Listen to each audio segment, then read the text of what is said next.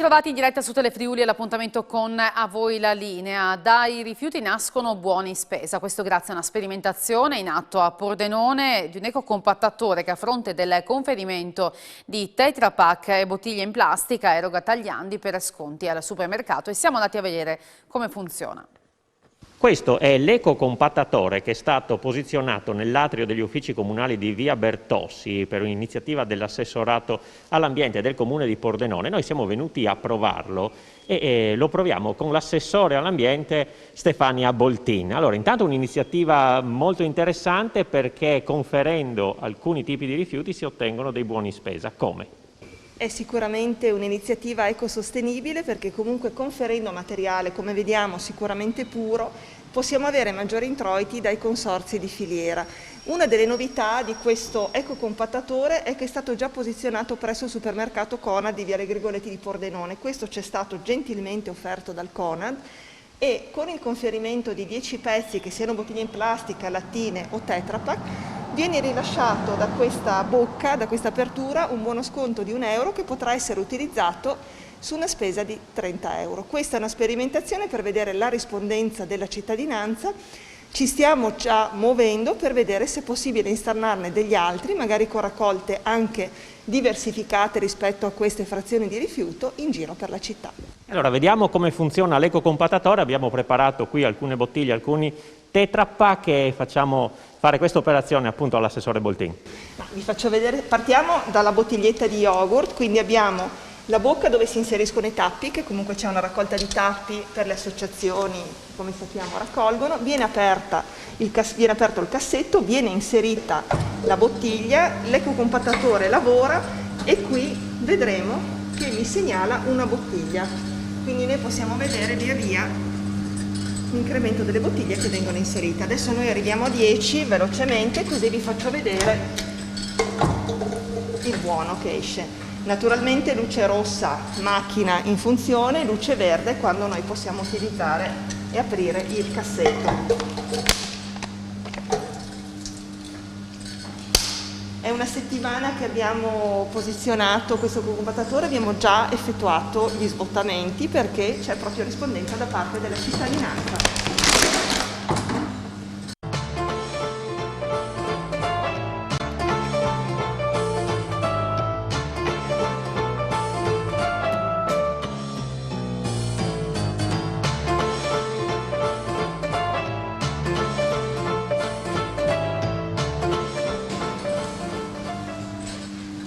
Come vedete adesso abbiamo raggiunto il ciclo con 10 conferimenti e adesso si stampa lo scontrino del buono sconto che vi faccio vedere. Questo è il buono sconto che viene dato dopo 10 conferimenti. Come diceva, le persone lo hanno apprezzato, stanno venendo, insomma funziona. È stato molto gradito, tant'è vero che poi noi la prossima settimana faremo un incontro anche con il nostro gestore GEA e con i comuni serviti da GEA per vedere se è possibile installare altri ecocompattatori in giro per la città e negli altri comuni serviti. Comunque vi darò le novità via via. E quindi ricordiamo insomma che si fa del bene all'ambiente ma anche in questo caso alle proprie tasche. Sì, assolutamente, anche perché ricordiamo sempre che se l'ambiente è sano siamo sani anche noi, dobbiamo lasciare un ambiente migliore alle nuove generazioni, assolutamente, è un nostro dovere. Parliamo di scuola perché dopo le festività pasquali si riprenderà con la didattica in presenza. Gli istituti scolastici di Udine sono pronti alla ripresa. Allora ci colleghiamo in diretta con Isabella Gregorato che si trova con Maria Elisabetta Giannuzzi, dirigente scolastica. Isabella, a voi, buongiorno. Buongiorno Francesca, buongiorno ai nostri amici telespettatori. Mi trovo qui davanti alla scuola Valussi in via Petrarca a Udine, che è la sede del secondo istituto comprensivo di Udine, insieme alla dottoressa Maria Elisabetta Giannuzzi che oltre a essere direttore appunto di questo istituto comprensivo è reggente da quest'anno anche del primo istituto comprensivo di Udine, quindi un impegno considerevole visto tra l'altro il periodo. Però la scuola udinese è già pronta per la ripartenza di mercoledì. Intanto vediamo i particolari, come si ripartirà e chi potrà ritornare a scuola in presenza. In zona rossa potranno ritornare in presenza le scuole dell'infanzia, le scuole primarie e gli studenti delle classi prime della scuola secondaria di primo grado. Le seconde e le terze della secondaria di primo grado dovranno purtroppo, almeno per il momento, continuare in didattica digitale integrata, quindi a distanza. Ecco, le prime riprenderanno con l'orario normale, quello insomma con cui abbiamo avviato l'anno a settembre, e questa cosa ci fa molto piacere. Ci tengo a dire che sarà una festa riavere i ragazzi a scuola, dai più piccolini ai più grandicelli. Una festa, e aspetteremo gli altri che ancora non sono con noi. Ecco, aspetteremo con gioia anche le seconde e le terze, sperando che possano tornare presto. Ecco, anche perché i genitori appunto evidenziano lo stato, il disagio sia dei bambini, sia degli studenti, degli scolari, che degli stessi genitori, quindi c'è una necessità insomma di questa riapertura nell'immediato, e tra l'altro sarà anche regolamentata come avevate fatto all'inizio dell'anno scolastico. Sì, continueremo a rispettare, come abbiamo sempre fatto, tutti i protocolli che finora si sono rivelati, diciamo, efficaci. Se posso aggiungere, io sono molto vicina alle famiglie, comprendo il disagio e le difficoltà che le famiglie quest'anno, fin da settembre, hanno dovuto affrontare, ma sono ancora più vicina ai bambini, perché io sono convinta che i bambini, i ragazzi, imparino soprattutto nel rapporto con i propri pari, e a distanza questo rapporto viene meno, ecco. Ecco, parliamo proprio di orari, di organizzazione, per ricordare quanto c'era prima e che non c'è da qualche tempo. Riprenderemo con l'orario da settembre, quindi orario pieno, chi aveva le 40 ore con le 40 ore, quindi mensa compresa, chi le 27 e così via. Quindi torneranno alla situazione antecedente al 15 marzo, alla loro, diciamo, quotidianità. Ecco, accoglienza, preaccoglienza? Questi servizi sono organizzati dal Comune di Udine, quindi non dagli istituti comprensivi, e si ripartirà prima possibile anche con questi servizi. Dopo scuola? Anche per il doposcuola. Ci stiamo sentendo in questi giorni col servizio di doposcuola del Comune di Udine per ripartire anche con i servizi di doposcuola. Bene, ringraziamo la dottoressa Maria Elisabetta Giannuzzi, che ricordiamo essere direttore del secondo istituto comprensivo e reggente del primo istituto comprensivo di Udine. Restituisco quindi dalla Valussi di Udine, restituisco la linea allo studio, ringraziando anche Paolo Bassi per le riprese. A te, Francesca. Grazie a voi Isabella. Restiamo a Udine per parlare di vaccini. Soddisfazione da parte dei pensionati delle categorie protette che hanno ricevuto oggi la prima dose del vaccino al Hub Santa Maria della Misericordia di Udine. Oltre 400 persone negli spazi della fiera, dove i tempi di attesa si sono ridotti di molto. Contento di aver fatto il vaccino? Io sì, sì. Come si è trovato qui in fiera? Bene, abbiamo un po' di attesa perché naturalmente tanta gente, comunque sì, non mi lamento. Dai. Benissimo, sono arrivato 20 minuti fa, abbiamo aspettato niente, ecco, quindi tutto ok. Come accoglienza sì, ma è troppo faticoso il giro, difatti sono qua adesso che non sto bene, ma per lo stress, ecco, troppo, perché vai all'altro padiglione, è un po' pesante. Fatta tutto benissimo e organizzato bene, però un po' più complicato di quello che pensavo, per la verità, per il fatto che c'è tanta gente. Comunque sono contenta di averla fatta. Organizzazione quasi perfetta, con un minimo di ritardo, ma diciamo che è fisiologico questo ritardo, con dei medici e tutto il personale veramente molto disponibile, e da buoni friulani noi, devo dire, in buon ordine, in assoluto silenzio, con calma, rilassamento, come nei nostri costumi e nelle nostre tradizioni. Sì. Come vi siete trovati? Benissimo. L'avete fatto tutti e due? Sì. Okay. Quanti anni? 81-82. Ma l'aspettavate con ansia questo vaccino? Sicuro. Aspettiamo anche il 23 prossimo. Per la seconda dose. Sì, Come vi sembra l'organizzazione qui in fiera? sì, bene. Avete aspettato, signora? Lei come si è trovata? Benissimo, stavo dicendo a mio marito, benissimo. Un po' lunga ma bene. Ok, da dove arrivate? Manzano. Ok, signora, come si è trovata? Bene, bene, tutto a posto. E aspettava di fare il vaccino? Sì, perché l'età va su, no? E non si sa mai qua, si può vivere ancora un po', no? Va bene. E lei l'ha già fatto, aspetta di farlo? Sto aspettando di farla, sì. Quando Fabbrica, no? Sì, in fabbrica fa lui. New experience. Da dove arriva? From Italy. I'm coming from Canada, but I'm living here in Italy. Stanca perché bisogna aspettare un po' di ore, ma d'altra parte questo è. Come le è parsa l'organizzazione? Abbastanza bene, sì, dai, sì. C'è tanta gente, è sempre difficile, no? Perché poi le persone sono diverse, quindi comunque bene. Dai. Ecco, poi ha fatto il vaccino prima di lei anche suo marito? Sì, l'ho fatto a Palmanova ieri. Molto bene, l'aspettavo da metà febbraio ancora, e proprio con tanta ansia. Adesso tira un sospiro di sollievo? Sì, perché so che finalmente ci sono anche i vaccini che avevano detto che erano finiti. Anche lei ha fatto il vaccino? Mio marito. Anche lei ha fatto il vaccino? Come si è trovato? Abbastanza bene, solo troppo lunga di aspettare. Da dove arrivate, signora? Da Reana del Royale, ma noi siamo stati ad abitare qua. Abbiamo abitato 35 anni qua, noi, in quella casetta gialla. Mio marito lavorava qua dentro. Contento di aver fatto il vaccino? Mamma mia! Quanti anni ha? Quanti anni ha lei? Quasi tornerei di nuovo dentro.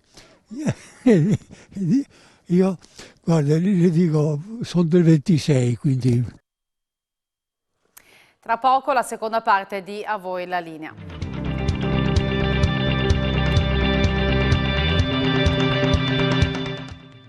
Questa mattina a Trieste ha manifestato il mondo del commercio ambulante, che domani protesterà anche a Udine. In Via Levat chiedono di ripartire in sicurezza. Di nuovo in piazza, questa volta perché la situazione è ancora più disperata di prima, non è cambiato nulla. Non è più disperata, è peggiorata e siamo arrivati alla fine praticamente. Noi ormai nel corso di un anno abbiamo aperto solo 3 mesi estivi, ristori non se ne sono visti, aperture non se ne sono viste, anzi abbiamo visto solo chiusure, siamo arrivati alla fine, non c'è più niente da mangiare ormai. In questo senso lo sblocco di cui si parla, la campagna vaccinale, un ritorno auspicato alla normalità a maggio è troppo tardi, voi chiedete ristori? Secondo noi è troppo tardi perché molti di noi non hanno più neanche la forza di riaprire. Noi chiediamo solo di riaprire subito, in piena sicurezza, come fanno in tanti altri posti. Noi vediamo che per esempio ci è vietato vendere i calzini e le mutande al mercato, però se vado in centro commerciale trovo aperto e le posso comprare. Qual è la differenza? Noi siamo all'aria aperta e siamo in piena sicurezza. Siamo disposti a discutere di linee guida magari più stringenti, ma vogliamo aprire. In questo senso dal governo sono arrivati degli aiuti, avete ricevuto dei ristori? Dal governo sono arrivate delle prese in giro, perché ci hanno dato dei ristori, parliamo di 2 volte 600 euro, una volta 1000 euro, però ce ne hanno chiesti 4.000 di INPS, quindi voglio dire, è inutile che me li dai se me ne chiedi il doppio. E dalla regione vi aspettate qualche aiuto in più? Dalla regione abbiamo la regione Friuli Venezia Giulia nel presidente Massimiliano Fedriga, che ci sta dando veramente una mano, perché sta spingendo verso il governo, è molto vicino alla classe ambulante, però può fare quello che può fare un presidente di regione, non può andare a sopravanzare un DPCM. Il messaggio fondamentale è che voi non chiedete la carità, ma chiedete solo di poter lavorare. Assolutamente, cioè aiuti pochissimi ma anche gestiti malissimo, cioè noi avremmo bisogno di un aiuto fiscale nel poter rallentare, posticipare, annullare tutte le tasse che non abbiamo potuto pagare perché non siamo stati a lavorare. Il nostro aiuto che chiediamo, per dirti, principale allo Stato è quello di poterci fare lavorare. La nostra dignità è andare a lavorare ogni mattina senza chiedere niente a nessuno, come da centinaia di anni siamo abituati a fare. Il commercio ambulante è una cosa socioculturale, ha radici antichissime, hanno creato tutto ciò che è adesso commercio, nasce dai nostri mercati. Quindi dateci e ridateci la nostra dignità. Non chiediamo nulla, vogliamo solo lavorare. Oggi la giornata mondiale per la consapevolezza sull'autismo, tante le iniziative online di Fondazione Progetto Autismo FVG, c'è anche poi una guida turistica in linguaggio semplice, vediamo. Ricorre oggi la giornata mondiale dell'autismo, Autism Pride, quest'anno lo slogan per quale motivo? Quest'anno con questa situazione Covid ovviamente abbiamo potuto fare solo qualche cosa in collegamento online, pertanto abbiamo pensato di intitolare questa giornata alla concretezza e al fatto di mettere in rilievo il valore delle persone con autismo, i loro talenti, ma anche il valore e il lavoro che le famiglie dell'autismo portano avanti per l'inclusione in tutti gli ambiti dei loro figli. Un lavoro silenzioso, faticoso, complesso, e queste due realtà devono integrarsi. Per la Fondazione Progetto Autismo è stato un anno intenso, particolare, di novità importanti. Vogliamo riassumerle? Sì, la prima novità fondamentale è il rinnovo della convenzione con l'azienda sanitaria, per la quale dobbiamo ringraziare il vicegovernatore Riccardi e il dottor Caporale dell'azienda qui di Udine. E il rinnovo avviene proprio per il centro diurno adulti e per il centro diurno adolescenti, e novità di quest'anno proprio per i gruppi appartamento, palestre di abilitazione. Questo investe 30 persone che potranno così rendersi sempre più indipendenti e anche sollevare le famiglie per il carico assistenziale. Quali progetti per il futuro? Beh, intanto oggi abbiamo presentato la guida a Santa Maria in Valle in linguaggio semplice, Cividale, sito UNESCO, un grande orgoglio, e pertanto questo è un piccolo passo nel cammino dell'accessibilità al sapere.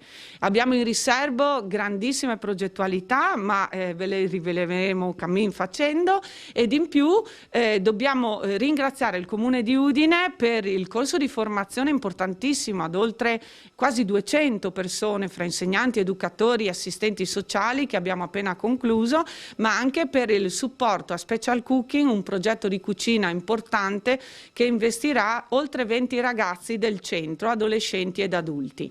E le novità continuano, perché sempre di più allargheremo le opportunità per altri bambini anche nei box di riabilitazione che sono in lista d'attesa purtroppo, e ulteriore questione le associazioni partecipate. Sarò a Monfalcone perché abbiamo supportato economicamente, anche con l'aiuto di Universis, società cooperativa, un'associazione nascente con un progetto di aiuto ai ragazzini e adolescenti con autismo, e che in sintonia con il Comune di Monfalcone darà delle opportunità importanti alle nostre persone. Torniamo per un attimo a quest'ultimo anno molto difficile per tutti, però forse per alcune famiglie un po' di più. Come è stato affrontato e soprattutto come si arriva psicologicamente, fisicamente al termine di questo anno? Ecco, se pensate che per tutti quest'anno Covid è un anno estremamente impegnativo, per le persone con autismo e le loro famiglie lo è ancora di più. Noi abbiamo aperto subito, il 6 aprile dell'anno scorso, i servizi, abbiamo cercato di mantenere sempre aperti i servizi, di dare opportunità importanti alle persone, anche facendo dei progetti per le persone colpite. Ecco, questo è un tema molto complesso. Che cosa fare quando uno dei genitori, dei caregiver, vengono colpiti dal Covid? Sugli aspetti medici sia delle famiglie e clinici per le persone con autismo c'è tanto lavoro, e il progetto Dottore Amico se ne sta occupando. Non dobbiamo demordere. L'incisività delle famiglie sta nel dialogo continuo e costante con le istituzioni, e Autism Pride è anche questo orgoglio di continuare a creare catene. I Papu tornano su Telefriuli da martedì 6 aprile con una striscia quotidiana alle 20:45 che andrà in onda dal lunedì al venerdì. Siamo andati sul set a vedere che cosa hanno in mente. Ecco qua, eccoci qua. Allora,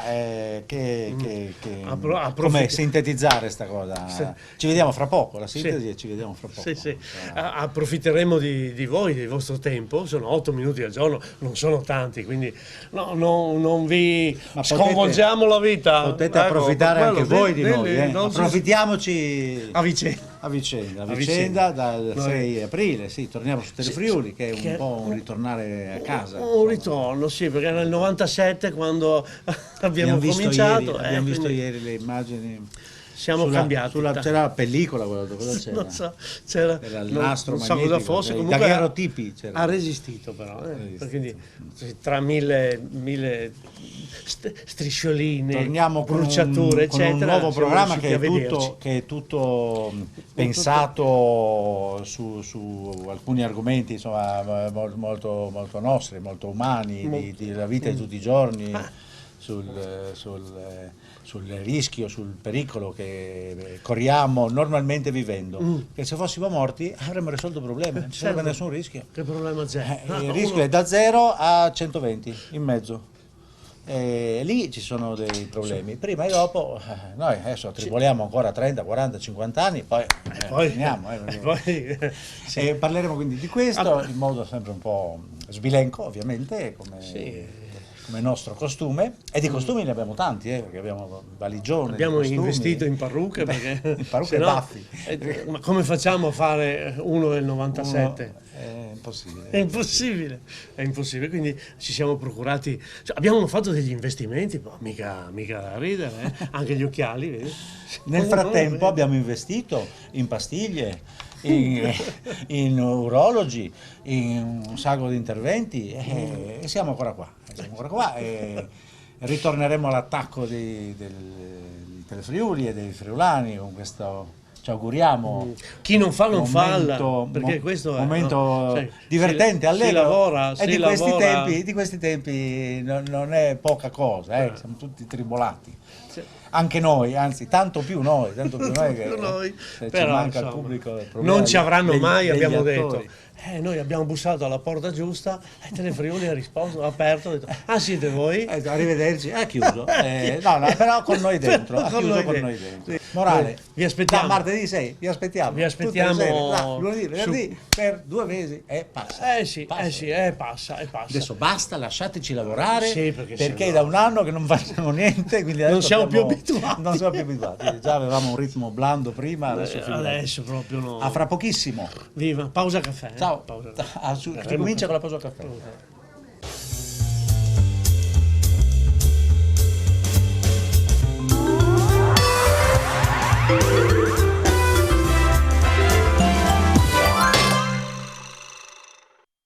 Appuntamento dunque a martedì 6 aprile. Per questa edizione di A Voi la Linea è tutto, grazie per averci seguito e buon pomeriggio.